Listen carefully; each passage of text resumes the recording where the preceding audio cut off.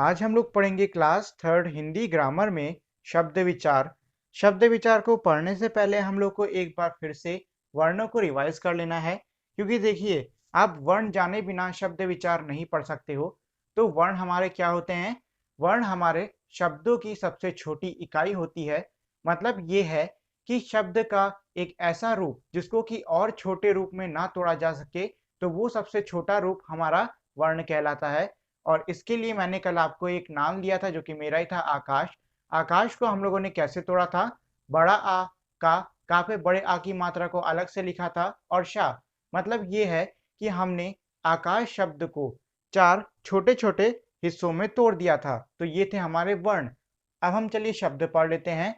वर्णों के सार्थक समूह को हम शब्द कहते हैं।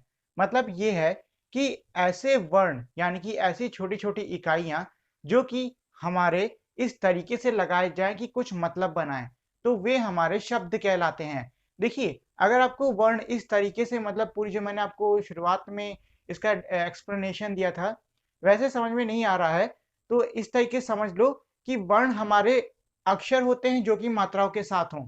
मतलब ये है कि अक्षरों का मतलब क्या होता है? सिर्फ़ आ से लेके ज्ञ तक सारे अक्षर हो गए, लेकिन वर्णों में हमारे अक्षरों के साथ में मात्राएँ भी आती हैं। इस तरीके से याद रखेंगे तो आपको वर्ण याद रहेगा। फिलहाल चलिए हम लोग शब्दों पे वापस चलते हैं। तो शब्द हमारे वो उन वर्णों का समूह होते हैं जो कि साथ में लगाए जाने पे कोई मतलब बताएँ। और उदाहरण के लिए चलिए मैं आपको 2-3 और देता हूँ, जैसे कि राम हो गया, लड़की हो गया, मेरा ही नाम हो गया आकाश। तो आप देख रहे हो काफ़ी सारे वर्णों को हम लोगों ने साथ में लगाया है, जो कि हमारा एक मतलब या फिर एक सही रूप में शब्द बना रहा है। अब इसमें अगला है शब्द के भेद, मतलब शब्द के प्रकार। तो हमारे शब्द के 2 प्रकार होते हैं, जो कि है सार्थक शब्द और निरर्थक शब्द। अब देखिए सबसे पहला सार्थक शब्द, जिस शब्द का कोई अर्थ निकलता है उसे सार्थक शब्द कहते हैं। मतलब ये है कोई ऐसा शब्द जिसको लिखने पर उसका एक मतलब निकले। जैसे कि आकाश मतलब कि आसमान, लड़का किसी लड़के की बात की जा रही है, पुस्तक यानी किसी कॉपी की बात की जा रही है, या फिर किसी का नाम। ये मतलब ये है कि ये सारे हमारे ऐसे शब्द हैं जिनका कि कोई मतलब निकल रहा है। दूसरा है हमारा निरर्थक शब्द, जिस शब्द का कोई अर्थ ना निकले वह निरर्थक शब्द कहलाता है। मतलब ये है कि हमारे ऐसे शब्द जिनका कोई मतलब ना निकले वो हमारे निरर्थक शब्द कहलाते हैं। उदाहरण के लिए रानी वानी, रोटी वोटी और पानी वानी। अब देखिए इसमें ये जो हमारा दूसरा शब्द आ रहा है वानी, रोटी वोटी।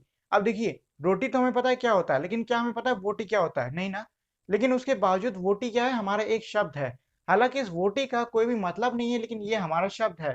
तो ऐसे हमारे शब्द जिनका कोई मतलब भले ही ना निकले, लेकिन वे शब्द हों, तो ये हमारे निरर्थक शब्द कहलाते हैं।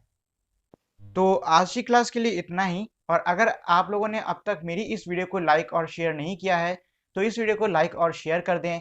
साथ ही में मेरे चैनल को सब्सक्राइब करके बेल आइकन भी दबा दें, जिससे कि आपको मेरे चैनल के सारे अपडेट सबसे पहले मिल सकें। और अगर आपको मेरी किसी भी वीडियो को लेकर कोई भी सवाल होता है, तो उसको आप मुझे कमेंट सेक्शन में लिखकर पूछ सकते हो। तो अब हम लोग मिलेंगे हमारी अगली वीडियो में, तब तक के लिए नमस्कार।